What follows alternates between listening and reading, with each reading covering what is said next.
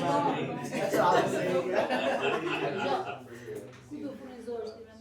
mean, I don't know what's on the side.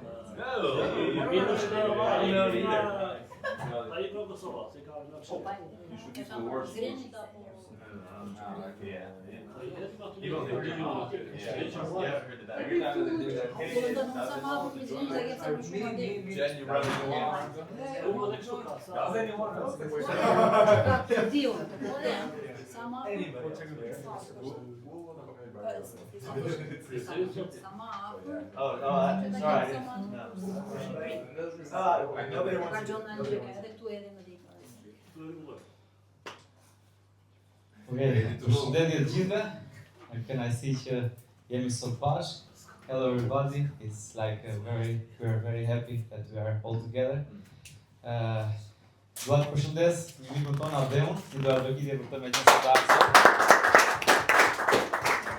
Adem is one of old friend, let's say. We meet together like 4 or 5 years ago with some services that we have in Pristina, and also some students come in that time, and we are so glad that you are here today, man.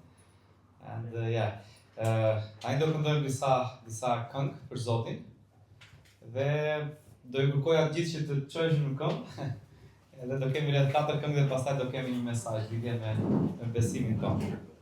Do nis me një lutje të shpejtë, edhe pastaj po fillojmë. Zoti dashur atë Perëndit, falenderojmë për këtë ditë sot, falenderojmë që ti ke qenë i mirë me ne sot, ke siguruar sot gjithmonë. Falenderoj për dashurinë tënde, falenderoj për besnikrinë tënde sot. Lutem të punosh në zemrat tona, në mendjet tona sot, që fjalët që dëgjojmë nga fjala jote t'i vëmë në zbatim sot. Dhe vërtet t'i besojmë sepse ti je i vetmi që meriton lavdërimin ton, meriton besimin ton edhe zemrën tonë sot. Lutem për të kohë ta bekosh edhe me miqtë tanë të ftuar edhe mashti lavdi nga çdo gjë që ne bëjmë. Ne emrin e shmuar të Krishtit lutem. Amen. Amen.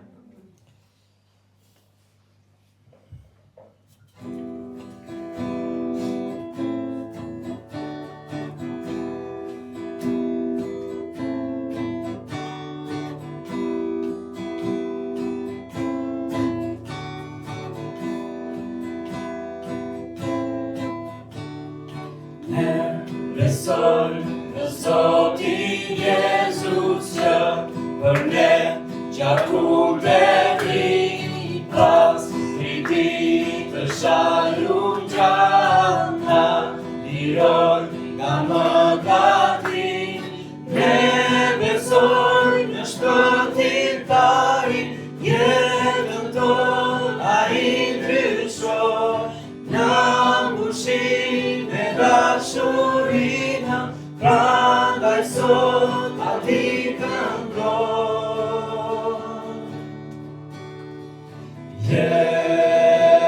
Jesus, bread we bread, bread we bread,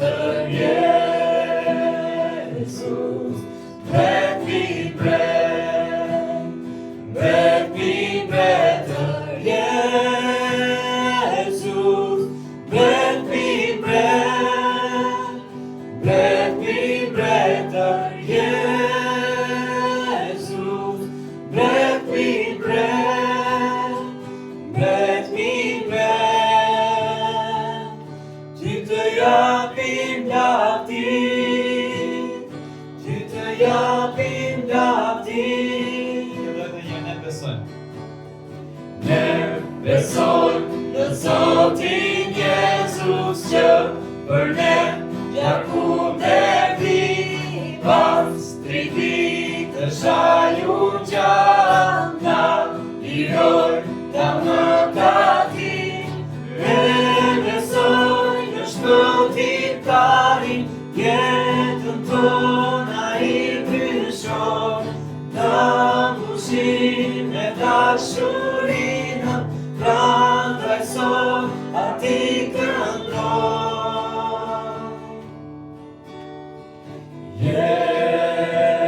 Jesus, bread we bread, bread we bread, Jesus, bread we bread, bread we bread, Jesus, bread we bread.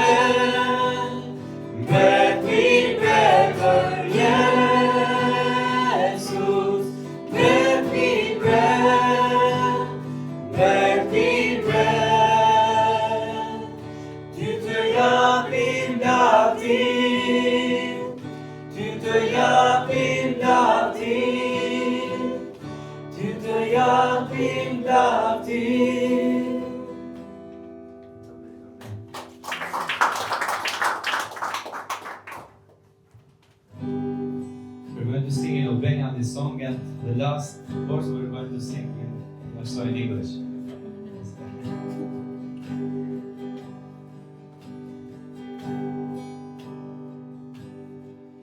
Shëllqimin breti ton, mbështjellë madhështi, këto pjekë të gëzon, këto pjekë të gëzon.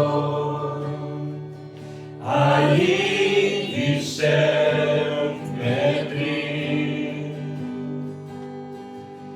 e si rasta kuri, dridet nga zëriti, dridet nga zëriti. Sajman, Zoti yt, le të këndojmë sajman, Zoti yt, gjithë do shojmë sajman, sajman, Zoti yt. Në çdo kohë qëndron. Çdo epokë qëndron, dhe kohën mban në dorë, çdo fillim dhe fund, çdo fillim dhe fund. Perëndia tre në një,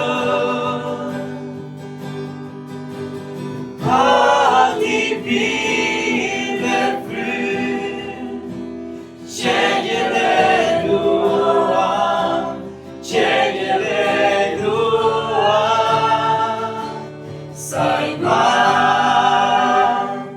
Zoti yt, le të këndojmë sajman, Zoti yt, gjithë do shojmë sajman, sajman, Zoti yt. Gocat sajma Zoti yt, çunat emër mbi çdo emër.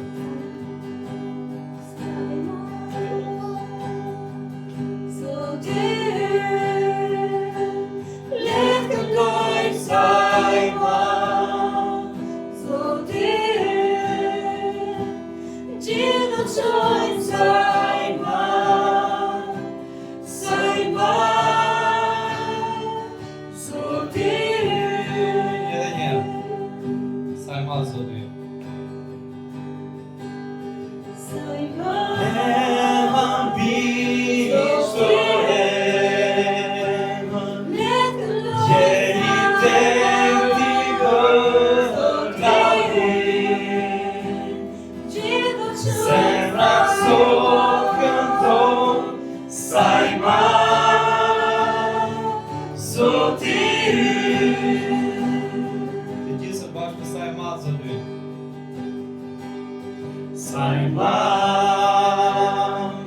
Zoti yt, le të këndojmë sajman, Zoti yt, gjithë do shojmë sajman, sajman, Zoti yt. Now in English, how great is our God. How great is our God. Sing with me, how great is our God. Oh, see how great is our God. Again, how great is our God. How great is our God. Sing with me, how great is our God. Oh, see how great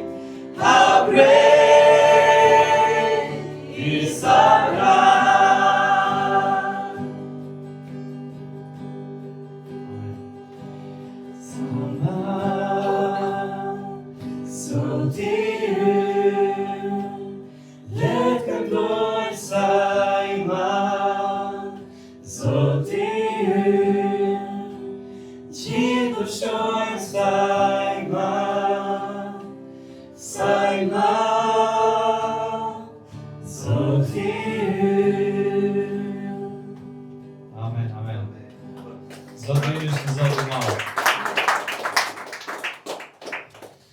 Okej, do të kemi një këngë tjetër që jep lavdi Perëndis. Thot, i dobët jam i fortë, për çfarë Zoti për mua ka bërë. Le të ndajmë këtë këngë.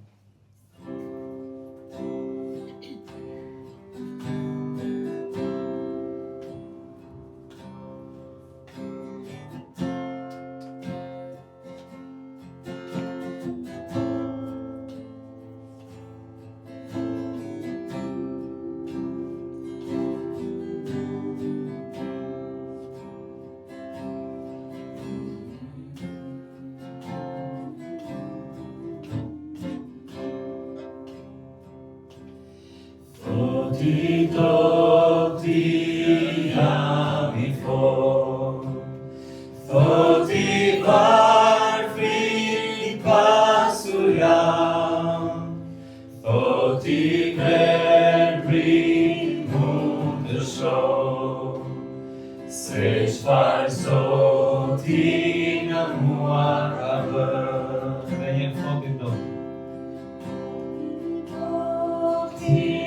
Jam I fortë, thoti varfri pasur jam, thoti verbri mund të shoh, se çfarë Zoti nga mua ka bërë. Hosana, Hosana, qenëji që u përfli. Hosana, Hosana, Jezus I vit dhe u ngrit sërish. Ujëra të thella. Në ujëra të thella do ngrihen lart, në kratë e Perëndisa, këngë shpëtimi do të këndoj, Jezus Krishti më shiroj. Në ujëra të thella do ngrihen lart, në kratë e Perëndisa,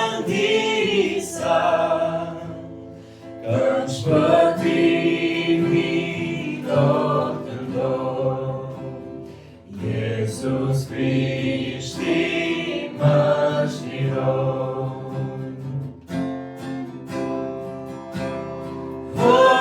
Hosana, Hosana, qenëji që u përfli.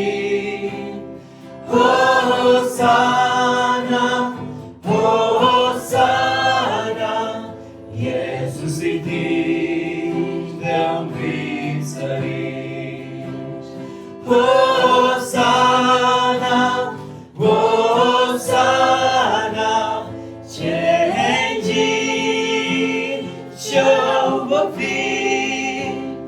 Hosana, Hosana, Jezus I dit dhe u ngrit sërish. Thoti dobti jam I fortë, thoti varfri pasur jam, thoti verbri mund të shoh, se çfarë Zoti nga mua ka bërë. Amen.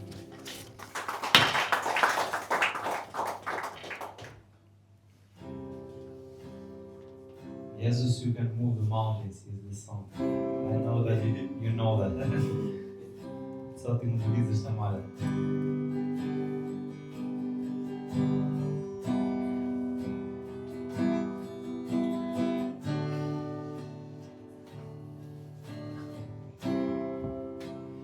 Gjithë duan dashurinë, dashurinë që kushteron, mëshirën që t'jen mbi ne. Të gjithë kemi nevojë për falje, mirësinë e shpëtimtari, shpresën e gromëve.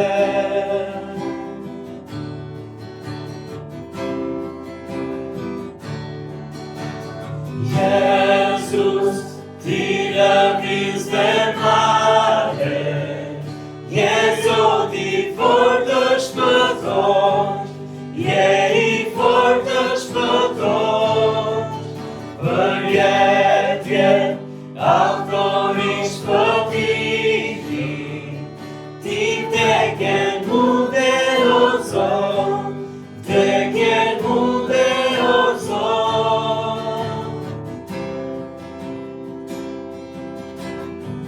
Dhe ti themi Zotit pranon kështu si qamë Zot.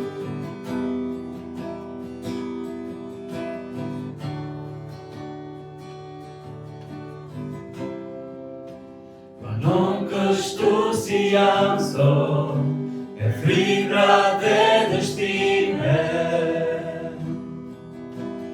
Mbush ma jetën sërish, jetën jap të ndjek ty, me gjithçka çfarë besoj Zot. Tek ti dorëzohem.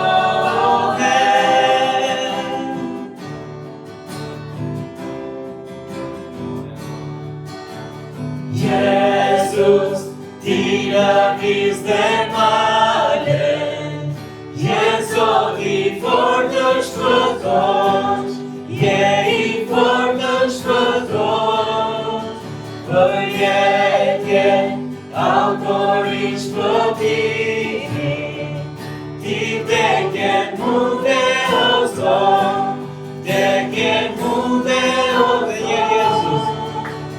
Jesus, ti lëviz dhe malen, je Zoti i fortë të shpëton, je i fortë të shpëton, për jetën autor i shpëtimit, ti vdekjen munde o Zot, vdekjen munde o Zot.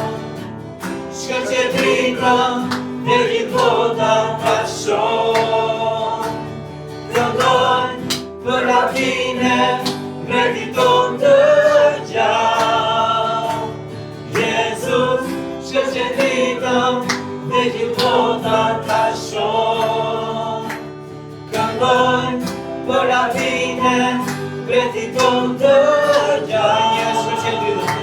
Jesus, shkëlqetritëm dhe gjithë bota ka shoh, këndojnë për latine vreti tonë të gjallë. Jesus, shkëlqetritëm dhe gjithë bota ka shoh, këndojnë për latine vreti tonë të gjallë. Jesus, ti lëviz dhe malen, je Zoti i fortë të shpëton, je i fortë të shpëton, për jetën autor i shpëtimit, ti vdekjen munde o Zot, vdekjen munde o Zot. Amen. E mundi vdekjet. He conquered the grave. He won. Yeah. Okay, now we have the word of God.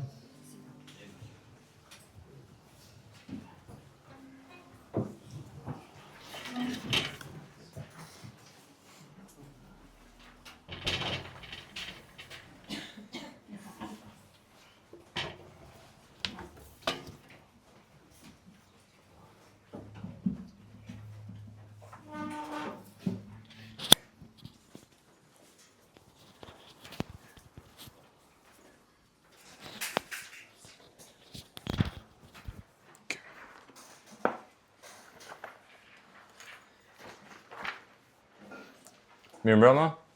Okay. Is it good? Yes. Okay. Okay, so the preaching tonight will be in Albania only, but I just want to say a couple of words in English first, so everyone can get it right. Like, I'm very grateful for being here today, like, with every one of you.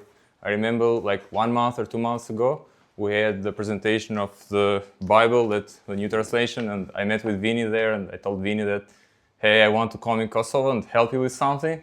So, like, we're now, like, everything happens, you know, God's make it happen, and, like, I'm grateful for everyone, like, from the US that came here, grateful for my friends from Kosovo, and it was really great, like, spending time with you, spending time with Eric. Like, he knows a lot of Albanian words now, like, you know how... Thanks to you, bro. Yeah. He knows how to say, Zotit Bekoft, hajde pim kafe, all the essential. He knows what Katunar means, Lamarin, yeah. Matrapik, yeah, he knows that. Yeah. So Ashishar. Ashishar, yeah. Okay, so we're going back to Albania now, and I know that you're going to understand it because you'll learn a lot of Albanian. So you have the verses written there, and we'll follow up. Okay. Stoj t'i japim Biblat nga Gjoni 14. Vargu që do referohemi do jetë Gjoni 14:6, por do lexojmë nga Gjoni 14:1 deri tek 14:21. Unë po lexoj vargin ndërkohë që do shfaqet edhe në ekran, edhe mund të vazhdojmë. Zemra juaj le të mos rrazohet. Ju besoni në Perëndin, besoni edhe në mua. Në shtëpinë e atit tim ka shumë banesa. Po të mos ishte kështu, unë do t'i tregoja. Po shkoj të përgatit një vend për ju. Dhe nëse shkoj e përgatit një vend për ju, do të vi përsëri dhe do t'ju marr pranë vetes, që aty ku jam mund të jeni edhe ju. Ju e dini se ku po shkoj, edhe udhën e njihni. Thoma i thot, Zot, ne nuk e dim ku po shkon, si mund ta njohim udhën? Jezusi thot, unë jam udha, e vërteta dhe jeta. Askush nuk vjen tek Ati veç nëpërmjet meje. Po të më kishin njohur mua, do të kishin njohur edhe Atin tim, që tash e tutja njihni, edhe e keni parë atë. Filipi thot, Zot, na e dëfto Atin dhe na mjafton. Jezusi thot, kam qenë me ju për një kohë kaq të gjatë, dhe akoma nuk më ke njohur, Filip. Ai që më ka parë mua ka parë dhe Atin, dhe si thua ti pra, na e dëfto Atin? A nuk beson ti që unë jam në Atin dhe Ati është në mua? Fjalët që ju flas nuk i flas nga vetja ime, por Ati që banon në mua. Ai i kryen veprat. Besomni që unë jam në Atin dhe Ati është në mua, ose përndryshe, besomni për hir të vetë veprave. Në të vërtet po ju them, ai që beson në mua ka për të kryer edhe ai veprat që kryej unë. Dhe ai ka për të kryer edhe vepra më të mëdha se këto, sepse unë po shkoj tek Ati im. Dhe çfarëdo që të kërkoni në emrin tim, atë do të bëj, që Ati të përlevdohet në birin. Po të kërkoni gjë në emrin tim, unë do ta bëj. Nëse më doni, ruani urdhërimet e mia, dhe unë do t'i lutem Atit, dhe ai ka për t'ju dhënë edhe një tjetër ngushëllues, që ai të qëndrojë me ju për jetë. Pikërisht frymën e së vërtetës, të cilin bota nuk mund ta marrë, sepse nuk e sheh atë, as nuk e njeh. Por ju e njihni, sepse ai banon me ju dhe ka për të qenë brenda jush. Unë nuk do t'i lë të shkret, do të vijë te ju, dhe për pak kohë bota s'më sheh më. Por ju më shihni, sepse unë jetoj, do të jetoni edhe ju. Në atë ditë keni për ta njohur që unë jam në Atin tim, dhe ju në mua dhe unë në ju. Ai që ka urdhërimet e mia dhe që i ruan ato, është ai që më do.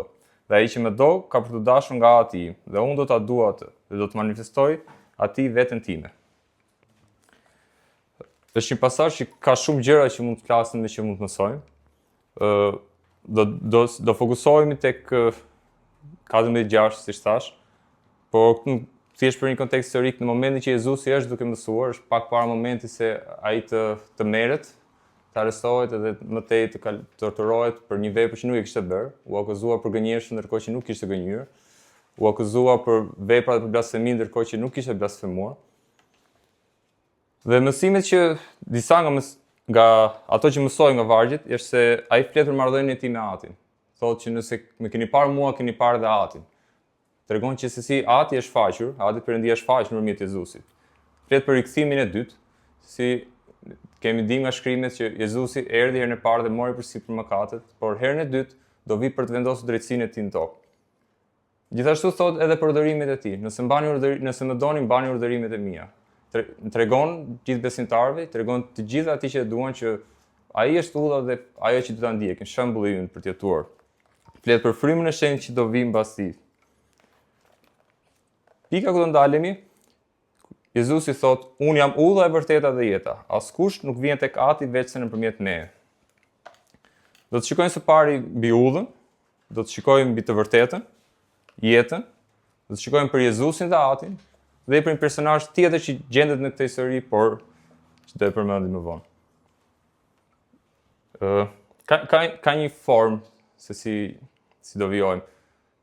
Unë nuk dua që të flas dhe të komentoj mbi idetë mia ose mbi formën si e shikoj unë. Kështu që gjërat që do them dua që të jenë të bazuara gjithmonë mbi Bibël, sepse kjo është ajo që Zoti thotë dhe që fjala thotë. Kështu që gjithmonë do kemi referencat në Bibël. Nëse keni diçka që nuk ju pëlqen si e them unë, nëse mërziten mbi diçka, mund të më pyesni më vonë, mund të pyesni një shok që keni afër, jeni të lirë. Por gjithmonë do keni dhe referencë për kuptuar që çdo gjë është prej Biblës. Okej, udhë. Kuptimi vetë fjalës udhë do thotë që udhëtim për të shkuar nga një vend në tjetër, pra nga një piknisje që vazhdon një rrugtim edhe që përfundon. Ajo që do flasim është udha e njeriu me Zotin. Dhe kur fillon kjo udhë?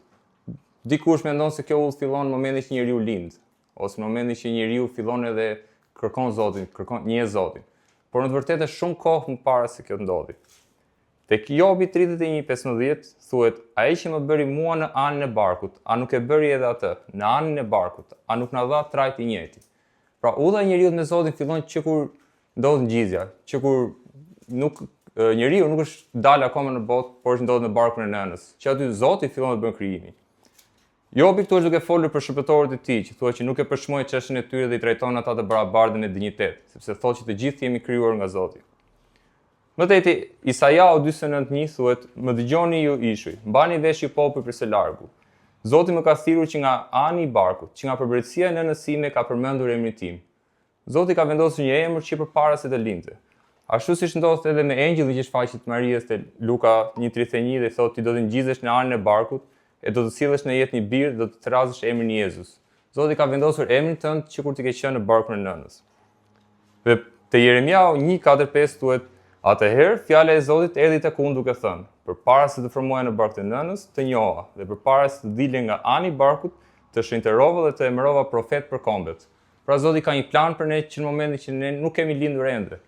Udha tashmë ka filluar, ndonse ne nuk e dim. Zoti është duke menduar për ne, është duke vepruar për ne, është duke vendosur planin e Tij dhe na ka vendosur një emër.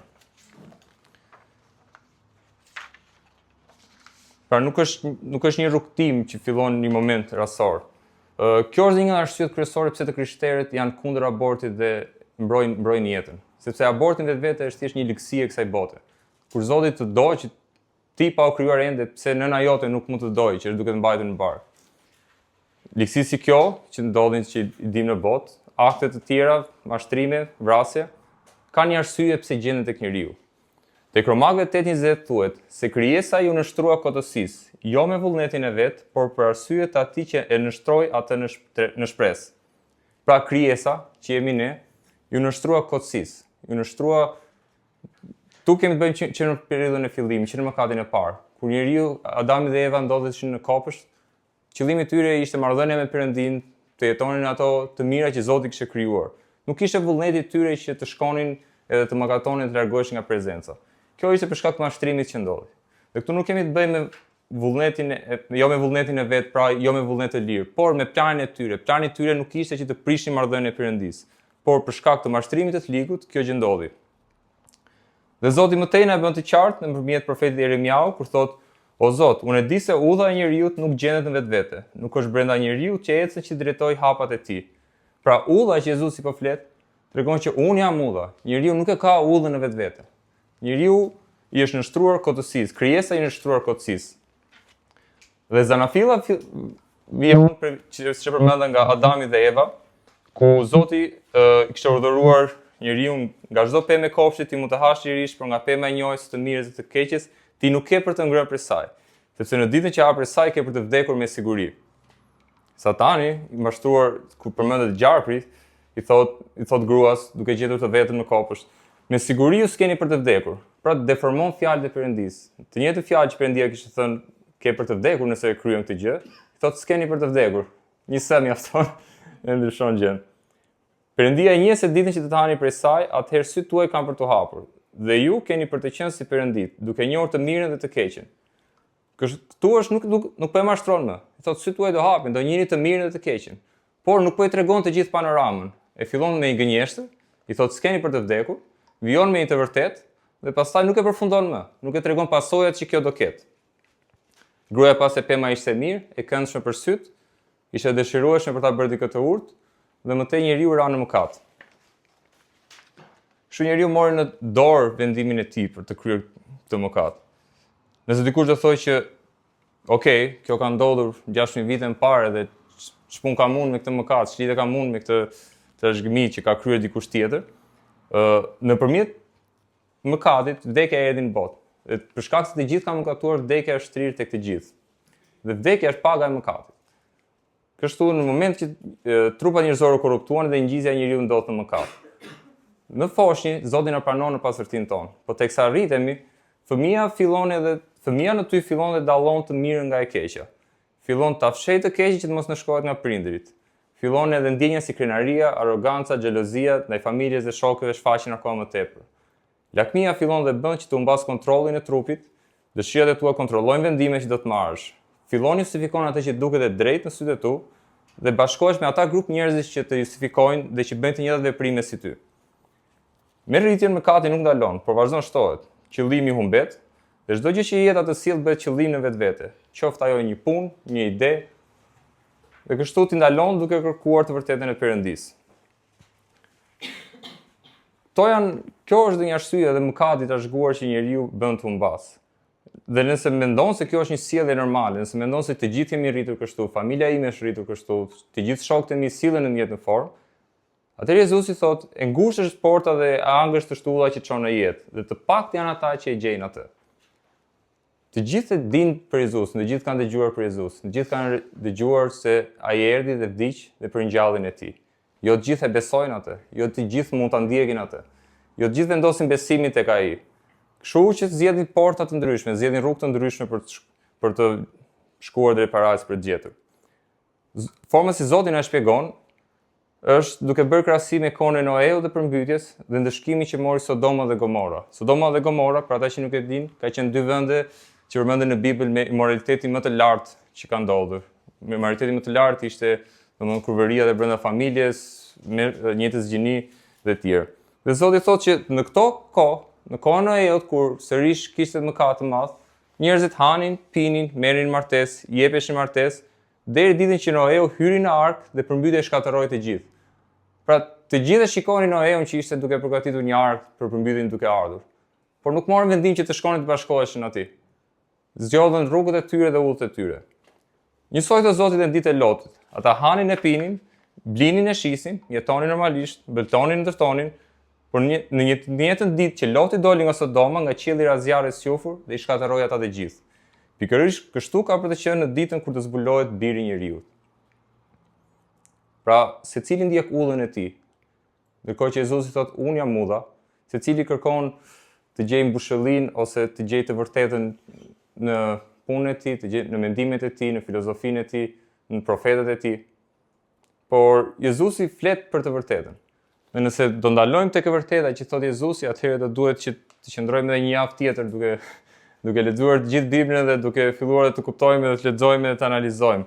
Por çfarë na duhet të kuptojmë është baza e Biblës dhe mesazhit që përcjell. Cila është e vërteta? Zoti ka vendosur Biblën si një llam në këmbën tonë për të treguar udhën e njeriu, atë që ai duhet të ndjek. Në Bibël Zoti na mëson urdhërimet e tij që në kohën e hershme. Zoti na thotë mos ki perëndi të tjera para meje, mos bëj për vete asnjë shëmbulltyr të gdhendur. Mos përmend emrin e Zotit Perëndis në kot. Ndero atin, mos vrit, mos krye kurrëshkelje, mos vidh, mos bëj dëshmi të rreme. A ke shkelur ndonjë prej tyre? Sa ke shkelur?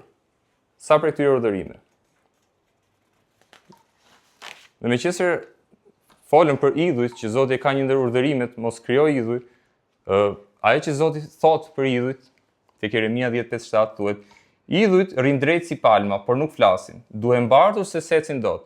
Mos keni frikë për tyre se ata nuk mundet të bëjnë keq, e as se kanë në dorë të bëjnë mirë. Meqenëse nuk ka asnjë të ngjashëm me ty o Zot, ti je madhështor, dhe emri yt është i madh në fuqi. Kush nuk do ta ketë frikë o mbreti i kombëve, se ty të përket, meqenëse ndër gjithë të urdhët e kombëve e në gjithë mbretëritë e tyre nuk është asnjë ngjashëm me ty. Edhe idhull kemi të bëjmë me çdo ikonë apo statuit në cilin e vendosim besimin tonë. Nëse ne ndjejmë se ky objekt në rast se ne e mbajmë pranë vetes, do na sjelli fat apo do na ndihmojë në gjetjen e udhës. Idhull është çdo njeri që lartësohet, është çdo njeri që adhurohet dhe merr lavdi më tepër se ç'nevojitet. Nuk po flasim për marrëdhënie të ngushta, për dashuri, për familje, por po flasim për vipa që ngrihet statuja dhe busta dhe njerëz që çmenden pas tyre. Idhuj është edhe kushdo që rrëfen se është Zot dhe që mund të drejtojë drejt Perëndisë dhe që njerëzit i ndjekin. Tek Mateu 7:15 Zoti thot: "Ruani nga profetë e rrem, të cilët vinë tek ju, duke u shtrirë si dele, por përbrenda janë ujë që grabitqar. Ju do t'i njihni nga frytet e tyre." Dhe më tej Zoti vazhdon dhe thot: "Jo çdo njeri që thot o Zot, do hyjë në mbretërinë time. Ju do thoni se keni bërë vepra të mëdha, se keni dëbuar demon në emrin tim, por unë do t'ju them se kam njohur kur." Dhe këtu Jezusi është duke folur për ata persona që në zemrën e tyre nuk e vendosin lesimin te Zoti, por mendojnë se me veprat që mund të kryejnë mund të shkojnë te Zoti. Mendojnë se në të kryer të bamirësi, në të qenë njëri i mirë, në të qenë në mendim e njëri i mirë, Zoti do të më pranojë. Kur Zoti më së pari kërkon zemrën dhe pastaj thot to të tjera do i bisedojmë dhe do i qartësojmë së bashku. Unë do të ndihmoj në këtë rutinë.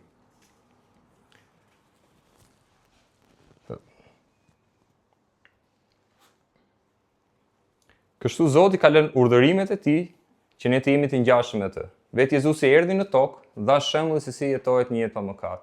Ai e di që për njeriu është e pamundur. Vetë në gjakun ton mishi kërkon mëkatin, kërkon të keqen. Pali thuhet të keqen që unë nuk dua të bëj. Kështu është njeriu. Zoti është i shenjtë, ai nuk tundohet, ai nuk tundon, nuk shkel mbi standardin e tij. Nuk kryen hipokrizi si njeriu bën, një gjë tjetër thotë një tjetër bën.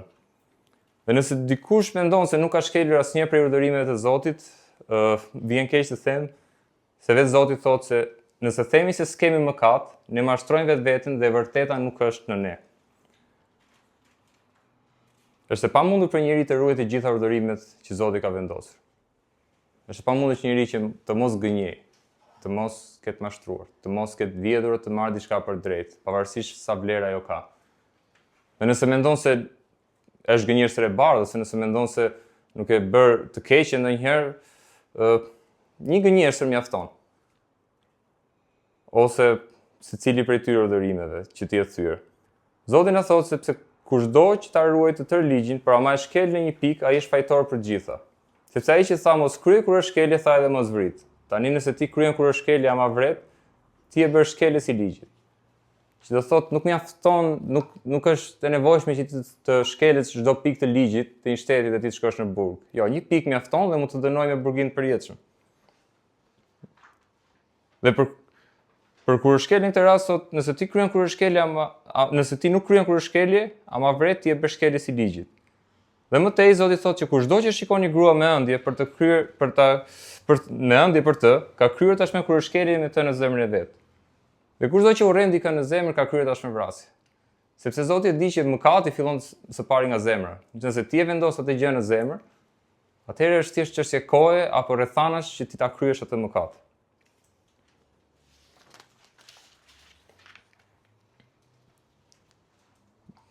Pam se këto 10 urdhërime që Zoti ka vendosur janë të pamundura për të mbajtur. Dhe se nëse vetë themi që nuk kemi mëkatuar, atëherë gënjejmë. Por Zoti nuk e lë njeriu pa një shpresë dhe pa një dritë në fund tunelit, siç i themi ne. Zoti është dritë, ose njeriu jeton në errësirë dhe në mëkat. Se Zoti është i mirë, mëshira e tij është e përjetshme dhe vërteta e tij qëndron për të gjitha gjeneratat. Ne që kemi njohur Jezusin, por edhe nga shkrimet e dimë që Jezusi jep jetë. Dhe çfarë është jeta që jep? Te para Korintësve 15:3-4 thuhet se para se gjitha shqyrtozova atë që edhe unë vetë mora, se Krishti vdiq për mëkatet tona sipas shkrimeve dhe se u varros dhe u ringjall të tretën ditë sipas shkrimeve. Krishti vdiq për mëkatet tona sipas shkrimeve. Dikur para erës son, para Jezu Krishtit, para se Jezusi të vdiste, nëse dikush kryente një mëkat, nëse dikush gënjente ose mëkatonte në zemër, kishte një standard që duhet të ndiqte, duhet të merrte një qenj pa të meta, dikush që nuk do kishte mundësinë duhet të merrte një plumb dhe të sakrifikonte. Arsyeja për këtë është sepse për shlyrjen e mëkatit duhet derdhje gjaku. Sepse siç e tham, çdo gjë ka një kosto, mëkati ka pagën e tij. Kjo është arsyeja pse Jezusi erdhi në tokë. Jezusi Perëndia erdhi në tokë për të marrë përsipër mëkatet tua, që ti të mos paguash për to. Dhe u varroz dhe u ringjall të tretën ditë. Sa ai kishte fuqi ta jepte jetën dhe ta merrte atë. Dhe thuhet sipas shkrimeve sepse ka me qindra profeci që japin të qartë dhe pasur ardhjen e Jezusit, ndryshe nga çdo besim tjetër që mund të marrim. Një ndërtor është Isaiau 53:2-3, ku thuhet sepse ai ka për të rritur përpara tij si një filiz i njom, si një rrënjë nga një tokë e thatë. Ai s'ka formë as si e shi. Kur ta shohim s'do të ketë bukuri që ta dëshirojmë. Ai është i përçmuar dhe i refuzuar nga njerëzit, një njeri pikëllimesh dhe njohës i dërimit, dhe ne i fshehëm prej tij fytyrat tona. Ishte i përçmuar dhe ne nuk e vlerësuam. Kështu trajtua Jezusi kur erdhi. Thuhet që të vetën nuk e pranuan, vetë hebrejt nuk e pranuan për e kryzuan. Por nuk ishin vetëm hebrejt dhe romakët që fshehen fytyrat që e përçmuan Jezusit. Secili që jeton në mëkat dhe nuk e pranon Jezusin si Zot dhe shpëtimtar, fsheh fytyrën ndaj tij, sepse mëkati nuk kryhet në dritë, por në errësirë. Dhe Jezusi është drita. Unë e trajtova kështu Jezusin. Gjithë e kanë drejtuar nëse nuk e kanë besuar për ti. Po, çfarë bëri Zoti në këtë rast? A vendosi të na braktiste dhe ta na lindë pa shpresë? Ai është një Perëndi i drejtë, është i mëshirshëm, është një Zot i tmerrshëm, që e ruan ligjin e tij dhe vendos drejtsinë e tij. E di gjithashtu që njeriu është një frymë që kalon e nuk vjen më. E për këtë, ndonë se ne mendojmë se jemi të fortë, e vërteta është se kemi pasigurinë e veten tonë. Ndihemi bosh, kërkojmë kënaqësi momentale që nuk na mbushin, por më tepër na dobësojnë dhe na bëjnë sklavë të mëkatit. Kemi dëshira që nuk kontrollohen. Mundohemi të kënaqim syrin që shikimi të ngopet. Por a ngopet syri duke parë dhe goja duke ngrënë? Dhe kështu njeriu jeton jetën në kotësi, duke kërkuar një të vërtetë që nuk e gjen kurrë. Si lexuam më parë tek Jeremiau 10:28 thuhet që o Zot, unë e di se udha e njeriu nuk gjendet në vetvete, nuk është brenda njeriu që ecën që drejtoj hapat e tij.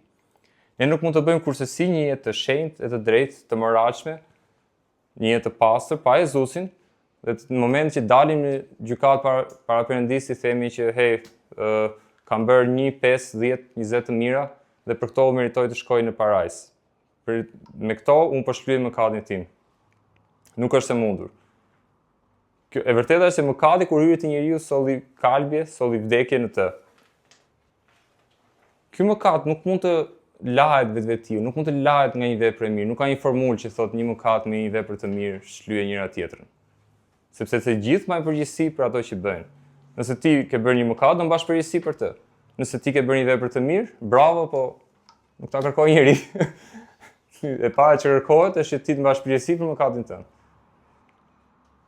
Te Romakëve 5:8 thuhet, sepse kur ne ishim ende pa forcë, në kohën e dur Krishti vdiq për ta pa perëndishmit. Vështirë se do të vdes dikush për njeri drejtësibërës, ama ndoshta për njeri të mirë. Disa do të guxonin të vdisin. Por Perëndia demonstron dashurinë e tij ndaj nesh, në atë që ende kur ishim mëkatar, Krishti vdiq për ne. A do të vdiste dikush për njeri që e kishte mohuar gjithë jetën e tij, që i kishte thënë mos bëj këto gjëra dhe vazhdimisht ky person i bënte këto gjëra? Në momentin që ky person do dënoj të vinte dhe të merrte përsipër fajet e tij, unë nuk jam ndonjëherë për vete. Në jetën time nga familjen time themi se jemi ortodoks, themi. Nuk e praktikojnë, domethënë, besimin, thjesht kanë disa ikona, kanë një shënmëri aty që vendosin atë vezën e Pashkës kur janë vezën e kuqe.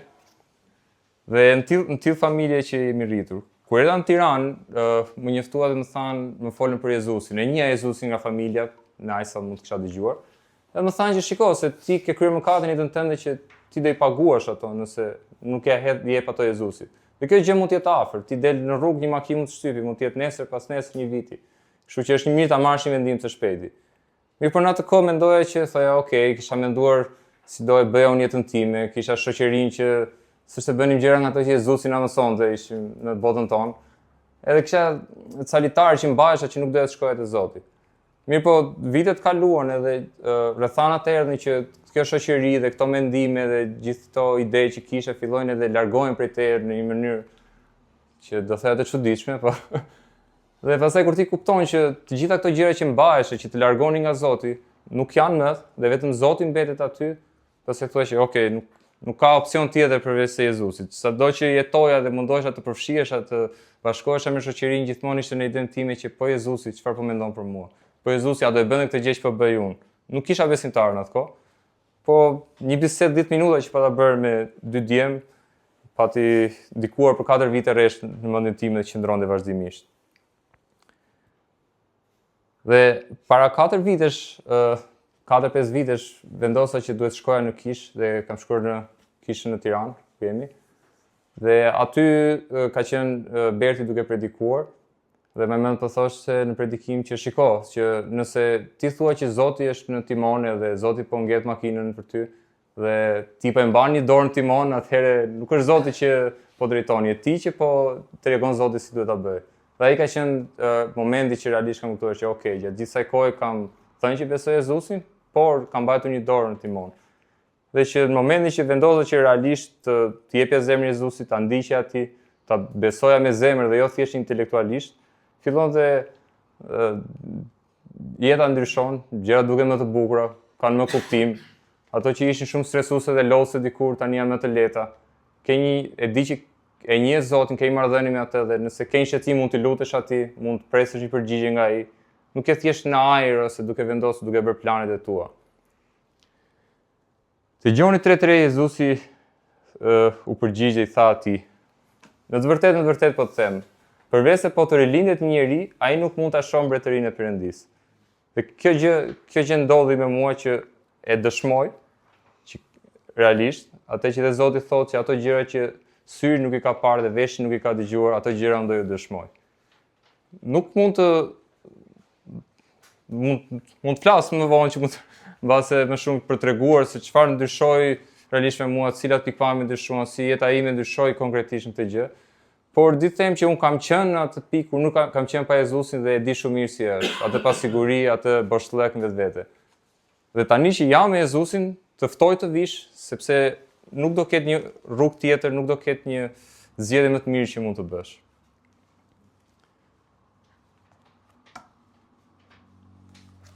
Askush nuk vjen tek Ati veç nëpërmjet meje, thot Jezusi.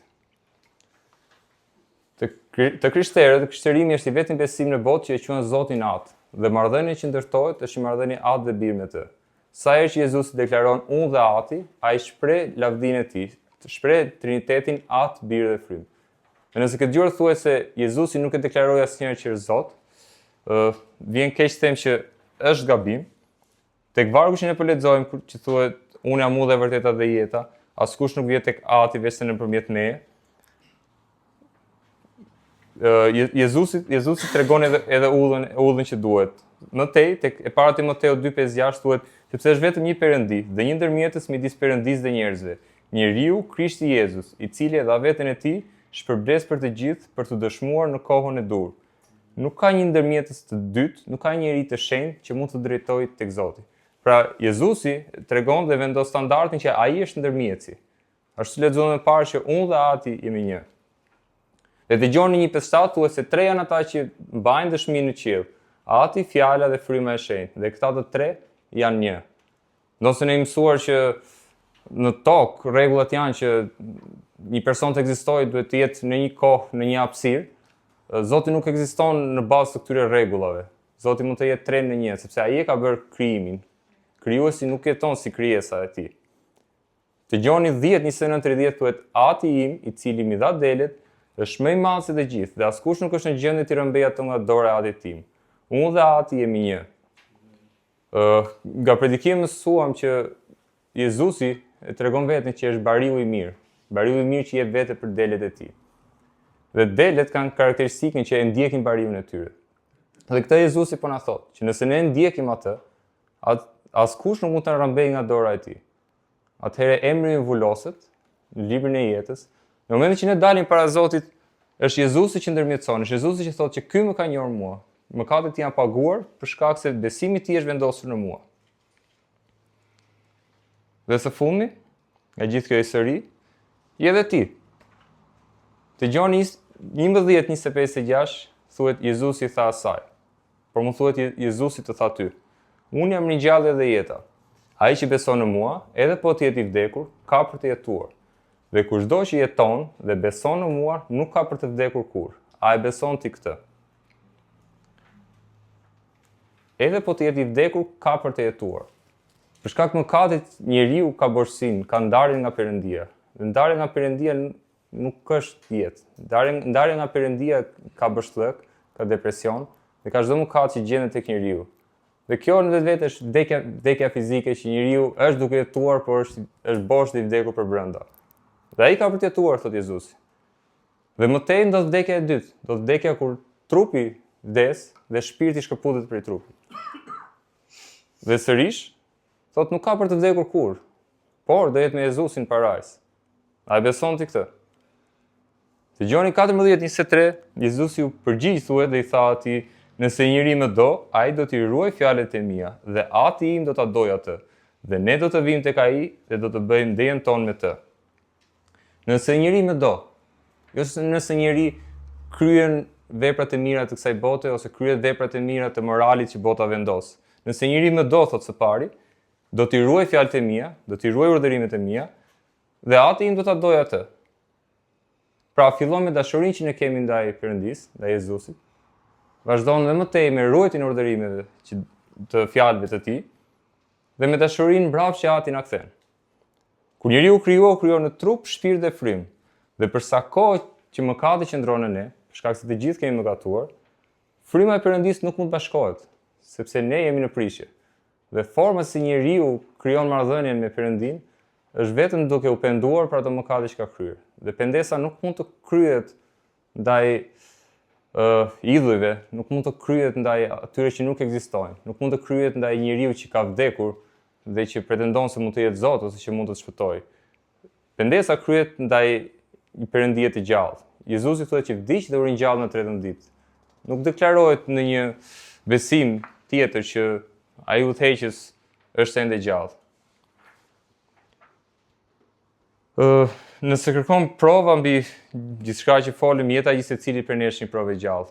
Ndava një pjesë nga dëshmia ime, por kam dëgjuar dhe dëshmi të tjera këtu në këtë sallë, që nëse dëshiron dikush mund t'i pyesi, që mund ndajmë pasaj.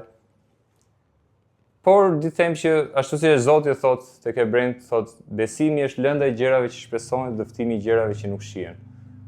Pra ato gjëra që është diçka e sigurt që ndodhin, ne besojmë dhe shpresojmë. E besojmë në të që do ndodhi. Dhe është ajo që Jezusi na ka thënë kur Tomajt i ka thënë që ti më besove se më pe, thot, por luma ai që më beson pa më parë.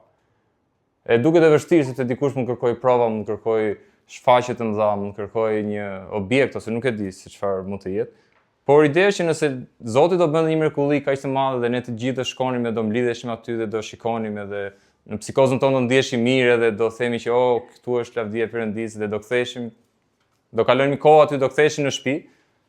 Një moment pas 2-3 ditësh ose një javë, nuk e di, do kalojmë sfidë, do mërzitemi, stihemi mirë, do themi, mbase duhet shkoj sërish te ai objekt atje dhe pastaj duhet ta adhuroj Perëndin atje dhe në tillë formë do ndihem mirë dhe problemet e mia do zgjidhen.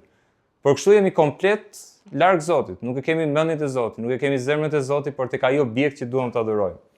Prandaj Zoti thotë, besimi është lënda e gjërave që shpresohen, dëftimi i gjërave që nuk shihen. Atë që ne nuk e shohim, por e besojmë. Dhe në moment të tillë, sa herë që ti ke një sfidë, sa herë që ti ke një problem të ndin, në mendime, në zemër, shëndet, në punë, ti shkon tek Zoti, por nuk shkon tek ai objekt.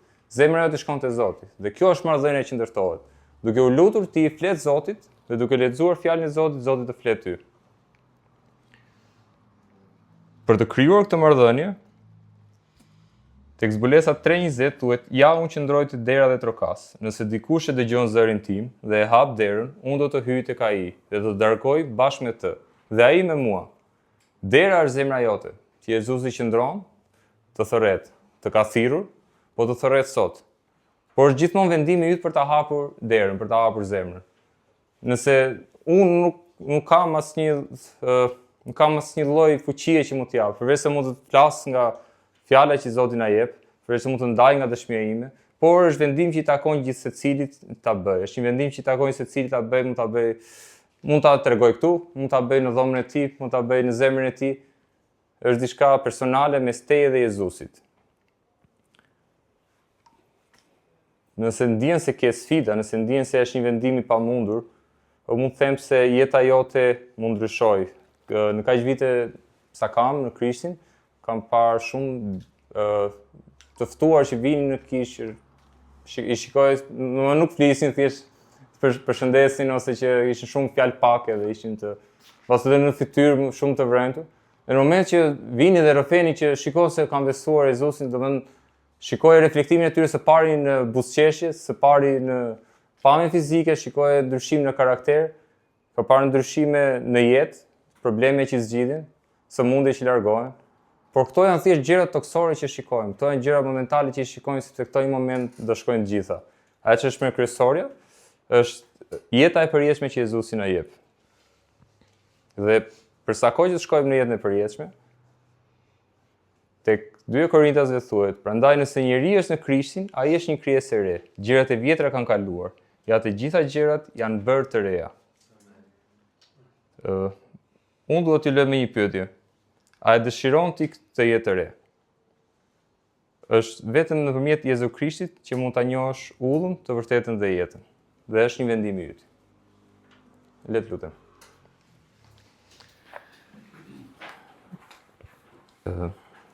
Atë Perëndi, Zoti im Jezus, ti jemi mirënjohës o Zot për këto 3 ditë o Perëndi, ti jemi mirënjohës o Zot për hirin tënd o Zot, për shpëtimin o Perëndi dhe për këtë familje të madhe o Zot që na ke bërë o Perëndi. Faleminderit o Zot që na dhe mundësinë o Perëndi për të ndarë fjalën tënde o Zot, për të ndarë të vërtetën tënde o Perëndi. Dhe lutem o Zot që nëse është dikush o Perëndi që në zemër o Zot ti ke folur sot o Perëndi, që o Zot ti je duke thirrur atë, ti je duke trokitur te dera e tij o Perëndi. Lutem o Zot që ta inkurajosh o Perëndi, ta ngushëllosh o Zot që ti je aty o Perëndi, ashtu siç ishe për mua o Zot dhe për të gjithë ne o Zot që vendosëm besimin në ty o Perëndi. Faleminderit që je i hirshëm, faleminderit që je i mirë o Perëndi. Në ty lutem Zoti Jezus dhe lë çdo gjë në vullnetin tënd. Në emrin tënd të vyer lutem Perëndia im. Amen. Yeah. Thank you. Je kush do na dikur duhet apo? Së solli ujë. Së solli ujë.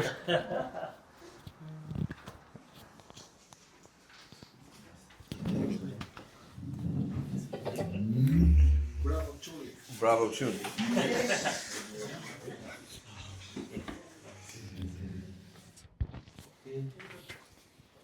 Do të kemi edhe një këngë të fundit.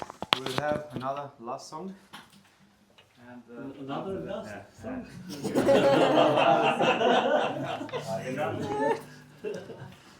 Same song. yeah, the same song like the one song of the saints.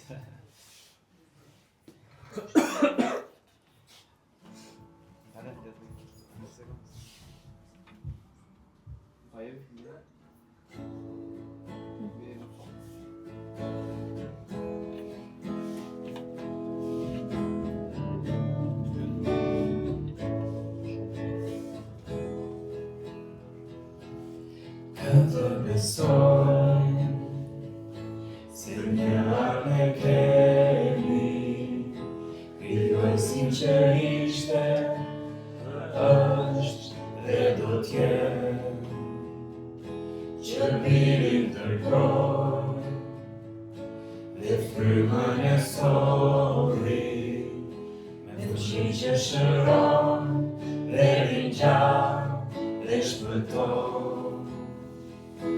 Ai këngë shenjtorve, për jetë do të jetë.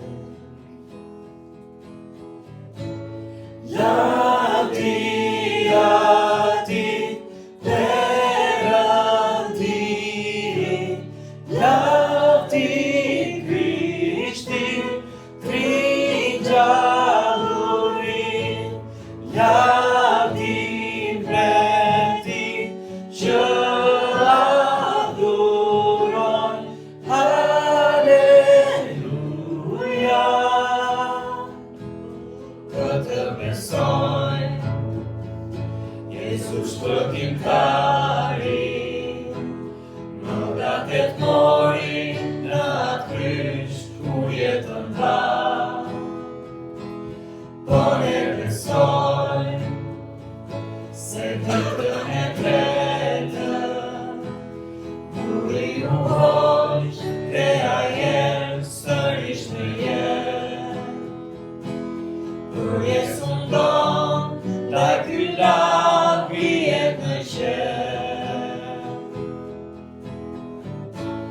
Lavdia ti Perëndiri, lavdi Krishtin, trinjalluri,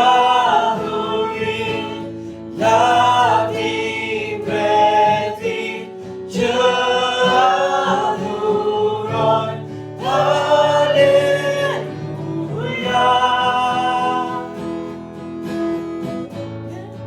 Lavdia ti Perëndiri, lavdi Krishtin, trinjalluri, lavdi preti që adhurojnë, Halleluja.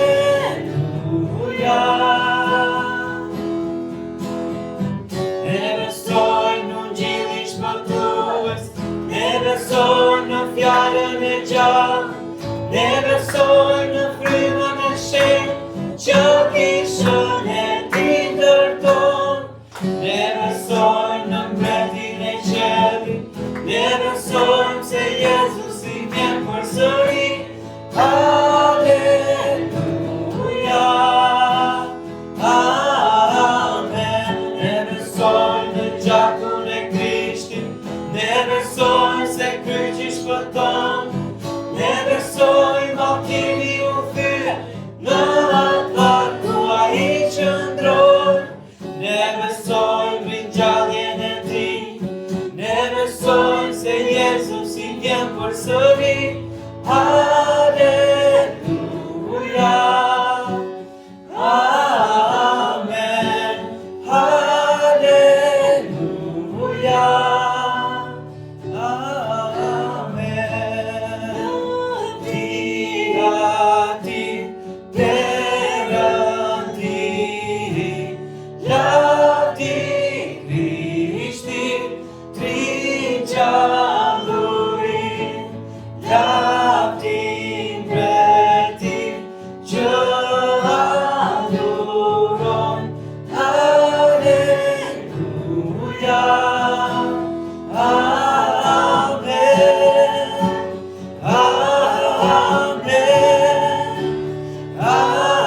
Amen. Halleluja. Amen. Amen.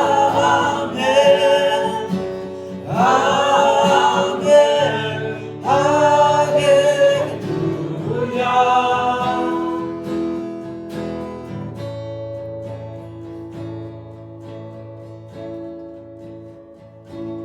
Këtë besoj, kur mbreti do kthehet, çdo lot nga syt, Zoti ynë do të na fshijë tek throni i tij, kur ora do të hedhi, e kënga e shenjtorëve për jetë do të pushej.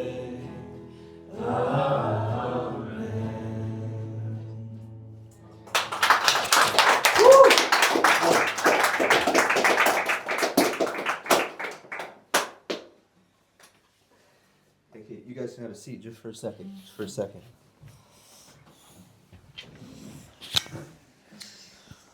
Okay, konferense është mbrove.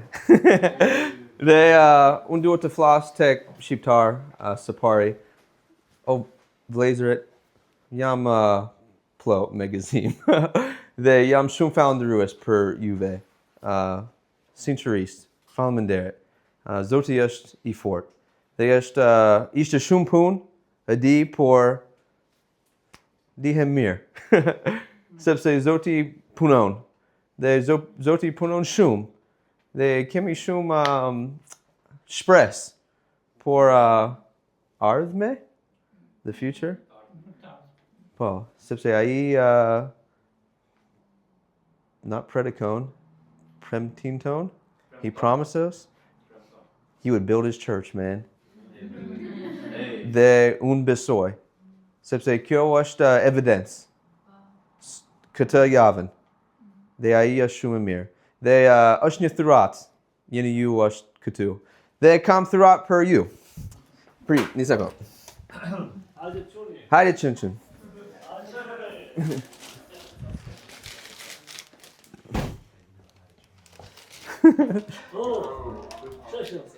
është një thurat pak, sepse ti je mirë. është për Kosovën. Okay? Po.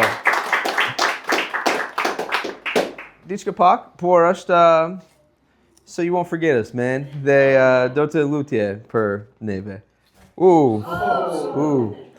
Dhe kemi 19 dhe është për ty dhe nëse ti mund të sjell për Freddy dhe gjithashtu për Jovan.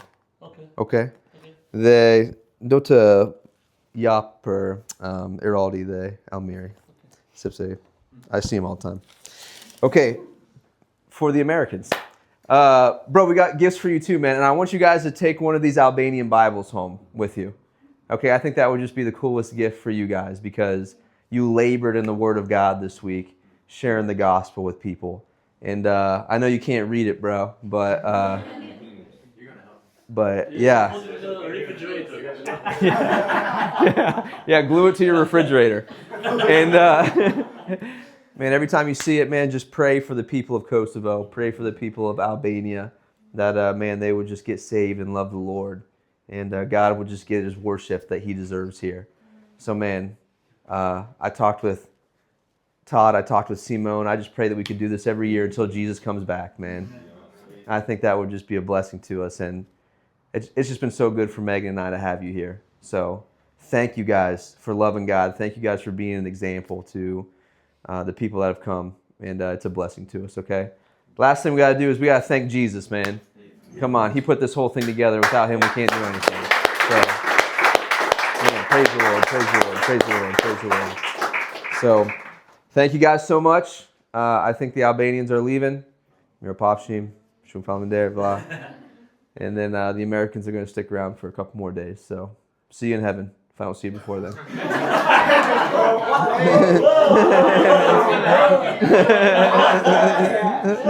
Hey, if I don't see you before then. Hey, can we get a picture? Final picture? Okay. Okay, great.